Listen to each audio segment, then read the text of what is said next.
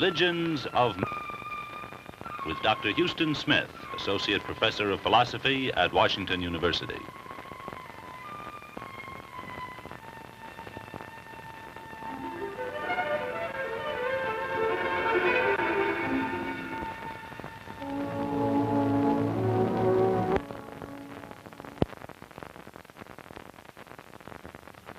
The book for this evening bears no strange title. It is called the Holy Scriptures of the Jews, more commonly known in our culture as the Old Testament. The impact which this book has had upon our culture is beyond all calculation. Some have suggested that perhaps 1/3 of all of Western civilization springs directly or indirectly from the insights and the history contained herein. If we had the time, if we had the inclination, we could trace the impact of this material on phase after phase of our culture. The way it influences the names we give our children: Abraham Lincoln, Isaac Newton. The way it influences the greatest paintings, the greatest music, Michelangelo, Handel's oratorios, and right on down to Hollywood and Cecil B. DeMille and great extravaganzas like the Ten Commandments. But this isn't the kind of thing we're interested in. This isn't a course in cultural history. We're interested in the impact which this point of view had upon the most basic ideas which we hold in common. What do Americans believe in? Well, most of them believe in one God and the brotherhood of man. And here, if nowhere else, we are inheritors of the legacy of Israel. Now, if we were to go back to the land which produced this tremendous impact upon our way of life, we would expect it to be just as impressive as the impact itself. Actually, however, it's not at all. Palestine, the land around which the Old Testament focuses, is really a very inconspicuous land. Small, a kind of postage stamp of a country, measuring maybe 150 miles from end to end, 50 miles wide at some spots, but much less at others. Nor is it even a very impressive-looking country, apart from the size. Visitors to the Holy Land have said time after time how odd and incongruous it is to think of the events of the Bible as having taken place here. Did the prophets flash the lightning of their conviction from these quiet hills where everything is open to the sky? Were the savage battles of history fought here? It all seems so incongruous. When we turn to the history also, we find that it's not really, by any secular standards, a tremendous or impressive history. It's not dull history, but what happened to the Jews happened to lots and lots of other people. A small people, they got pushed out of their land, they were trying to get back, they were shoved around throughout their history.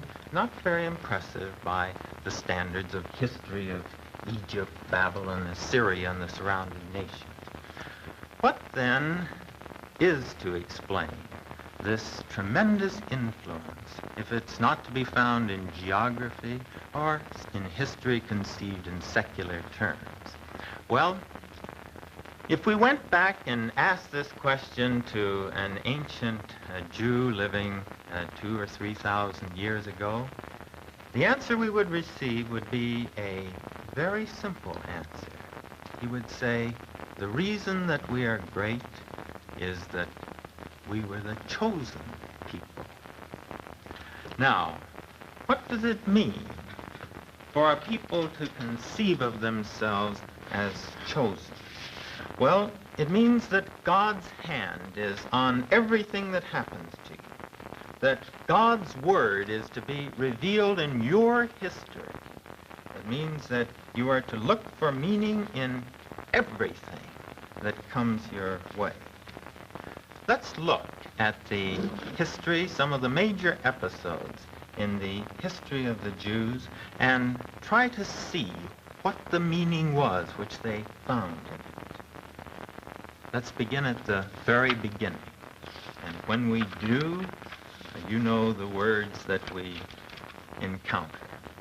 In the beginning, God created the heavens and the earth.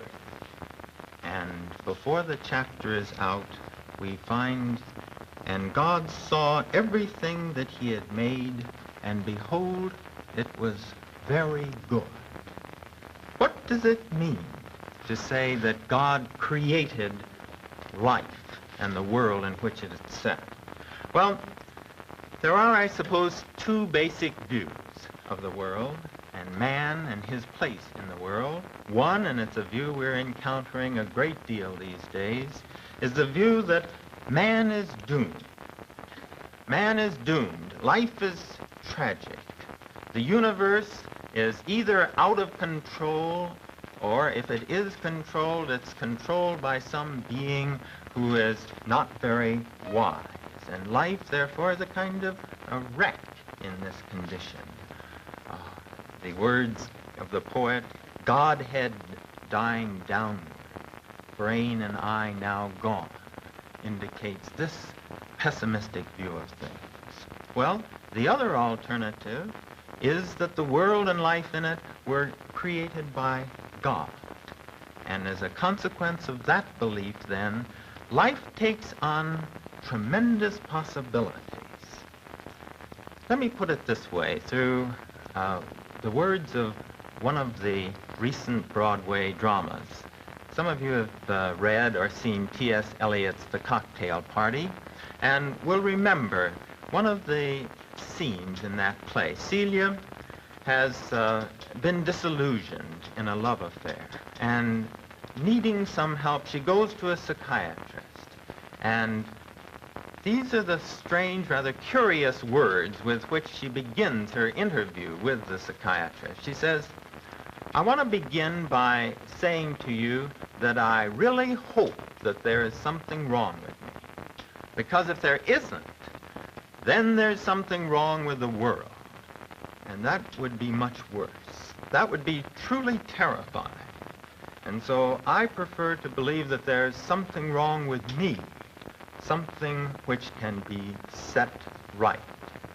There, ultimately, are the two choices that we have. Either to project the problem onto the environment, or to accept the responsibility for whatever evil we find in the world as stemming in part from something being mixed up within us. Well, to say that life and the world were created by God is to put the Jews firmly on one side of this question. It is to say that the possibilities of life are so great that however discouraging the present may seem, it's worthwhile always to try to turn the present into some sort of reward or benediction. This then was the basic premise from which the Jews looked out on life. Now, if the basic element in their outlook was that life as a whole has possibilities, the second element, which comes in very soon, is that what happens to us as a people is important. And this comes out in the story of Abraham. It brings into focus one of the most distinctive elements in all Jewish religion, the idea of peoplehood, a people who have a unique mission, a special destiny among the family of nations. This part of the story, as we said, begins with Abraham. Abraham is the first of all the Hebrews. The story of Abraham is preceded by this remarkable prologue, the substance of which is that there is a progressive deterioration and a gradual increase of evil in the world, beginning from the disobedience of man in eating the forbidden fruit, Then this is followed quickly by the murder of Abel and the total moral degeneration until finally, to try to clean up the mess, God introduces the flood. Now, against the backdrop of this progressive deterioration, God puts his finger upon Abraham. Here are the words. Now the Lord said to Abraham, "Go from your country to the land that I will show you, and I will make of you a great nation, and by you all the families of the earth will bless themselves." Note, it's not Abraham that says the first word. It's God who calls Abraham and addresses him. Well, God makes his covenant with these people. They are to be his people, and he is to be their God. Judaism has often been called the historical religion because the religion is so wrapped up with history. Well, small wonder, because from this point on, they viewed their history with heightened significance, heightened intensity, and wonder, for they were the chosen people. But chosen to what? This, of course, is the next question which immediately arises. Chosen to special privilege? Chosen to have slaves to lord it over the other nations? Not this at all. The idea of the chosen people, as it becomes forged out in the historical experience of the Hebrews, was that they were elected not to special privilege, but to special responsibility. And the man who gave this interpretation to the chosen people, the man who more than anyone else read this meaning into it, was a man named Moses. Moses was one of the great statesmen of history, but we can't take time to talk about that aspect of his work. His real genius lay in the sphere of his moral and religious leadership. And here he built into the covenant relationship a profoundly ethical perspective. The covenant idea was, as we have seen, that God was in special relation to these people. It was a kind of contract, if you will. But what Moses said was that, as with all contracts, there are obligations on both sides. And the obligations, as he spelled them out for his people, were tremendous in elevation compared with the morals of the other people, the surrounding nations. What Moses said to his people was, as long as you live up to these expectations, then God will be your God.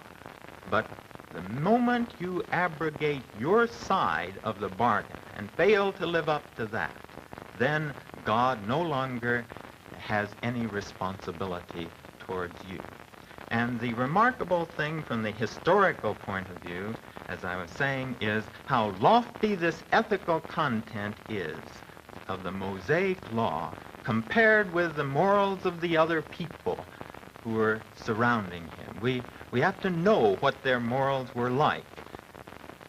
Continuing child sacrifice of the firstborn, cannibalism, cooking up the old people and eating them, selling people into slavery at the drop of a hat.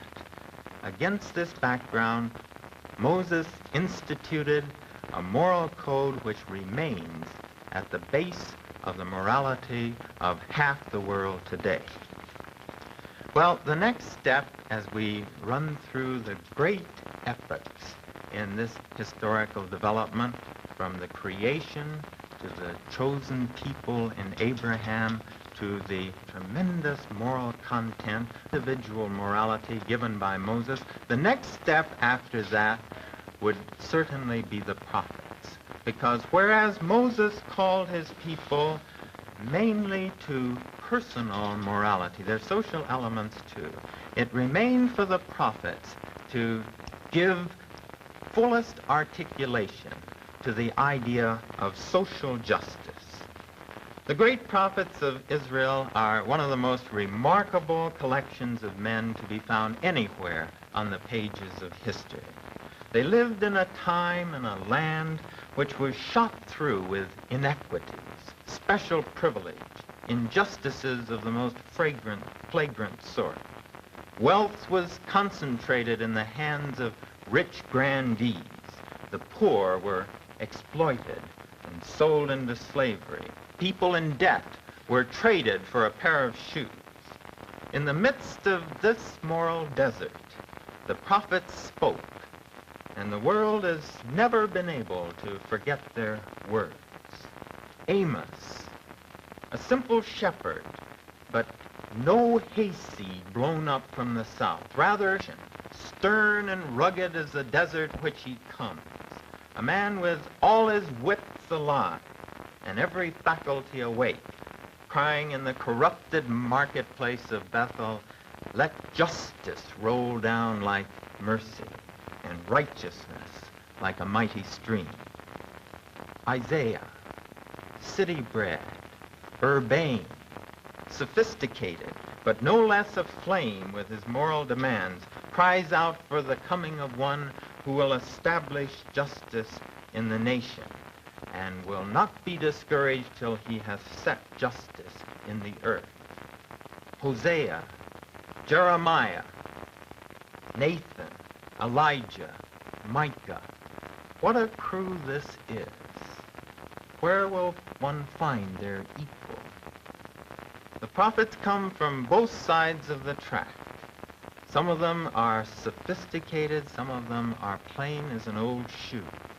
Some of them hear God roaring like a lion. Some of them hear him in the ghostly stillness which precedes the storm.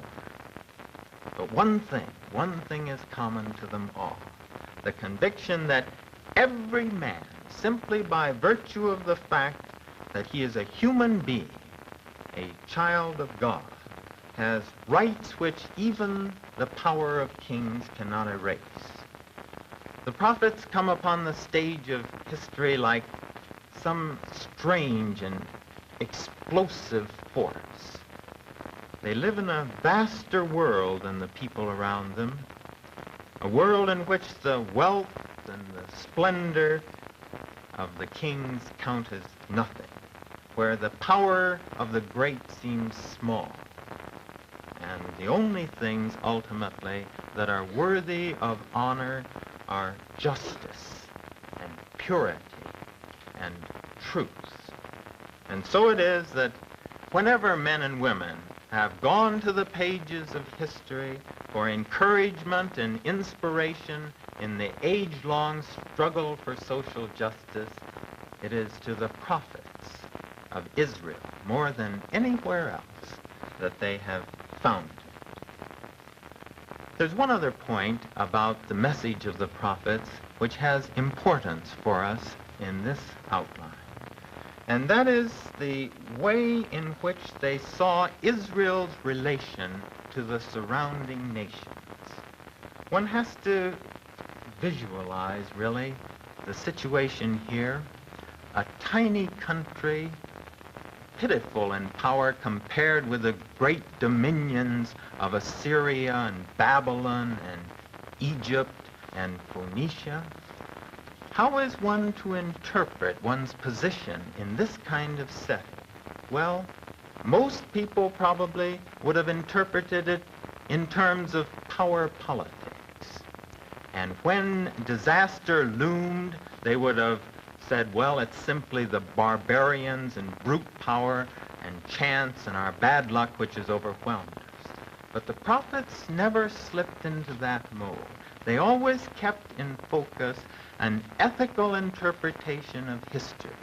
And so when danger of invasion, danger of captivity loomed, they always saw this as God's hand at work, in which he was summoning them to a higher level of righteousness than they had attained, and saying to them, in effect, "You are my chosen people, and therefore I'm expecting more of you than I am of the other people. And unless then you live up to this heightened responsibility which I have imposed upon you, then I will not stay the hand of these great powers." It's hard to think of a more creative response to impending disaster than the prophets give in the interpretation of the historical situation in which Israel and Judah found themselves. Well, there's one last chapter that we want to look at in our brief survey of this evening, and this is known as the exile. We really need to go to the map to get this in focus. The prophets had been saying that if disaster comes, and it was always knocking on their door, if disaster comes, it will be because you fail to live up to the expectations of your God. But in the end, disaster does come. After the united kingdom of Saul and David and Solomon, the Jews divide into two kingdoms, Israel to the north and Judah to the south. Israel is destroyed by Assyria in 722, and in 586, Judah is destroyed by Nebuchadnezzar. Jerusalem is sacked, the temple is leveled, and the people taken into exile, into captivity, over here into Babylon. It was really the depth of their experience. All their hopes seemed to be shattered. It all looked like it was over. But what did the prophets say about this situation? Before destruction, they had said, if destruction comes, it will be our fault. But you can't imagine, as I was saying, a more creative interpretation than that. But when destruction came, after it's come, there's no point in saying it's our fault, it was our fault. All the creativeness has then gone out of that interpretation, and all that leads to is remorse. So after the destruction had come, then what do the prophets say? Well, they say, even this was intended for us by a God who is good beyond all our understanding. See, they refuse to give up the key elements in the picture, the goodness of God, his special purpose for them. If then this disaster has come, there must be meaning in that too. What does that mean? And the answer of the great prophets of the exile was that God's purpose in doing this is to teach us through this suffering some insights which then we can share with the world for their good. It's really the doctrine of learning through suffering. And all of us know that a life which goes perfectly smoothly tends to have a superficial quality about it. There are lessons to be learned through suffering. And this was precisely the interpretation which the prophets were giving to this situation. This has come our way in order that through this suffering we shall learn more deeply than other people have experienced the meaning of freedom, because when you're in captivity you see what freedom means. The meaning of justice, because when you're treated unjustly you see how important justice is in life. Out of this will come to us a teaching which we are to learn later for the salvation of the nation. Well, we've gone through 5 stages in Hebraic history, beginning from the very beginning with creation to the idea of the chosen people and Abraham, to the idea of individual morality on a high level as expounded by Moses, to the ideal of social justice as announced by the prophet, to the theme of the potentialities of suffering and what can be learned therefrom. Next week we shall continue our survey of Judaism by looking at some of the more general features of the religion. But tonight we have concentrated on these basic ingredients which I've just listed. One of the most important of these we have seen, and in a way a kind of hinge concept, was the idea of the chosen people. Today the Jews are divided about this idea. Some still hold to it ardently. Others, fearing that it smacks of arrogance, feel that it has outlived its contribution. But however it be thought of today, during these centuries when the foundations of biblical Judaism was being laid, during these centuries the idea of a chosen people was a great idea. It was an idea which lifted up in lasting greatness. What did it mean to the Jews? Well, perhaps Isaiah can tell us. Listen to me, O ye coastlands, and hearken, you peoples from afar. The Lord called me from the womb. From the body of my mother, he named my name. He made my mouth like a sharp sword. In the shadow of his hand, he hid me. He made me a polished arrow. In his quiver, he hid me away. And he said to me, you are my servant, Israel, in whom I will be glorified.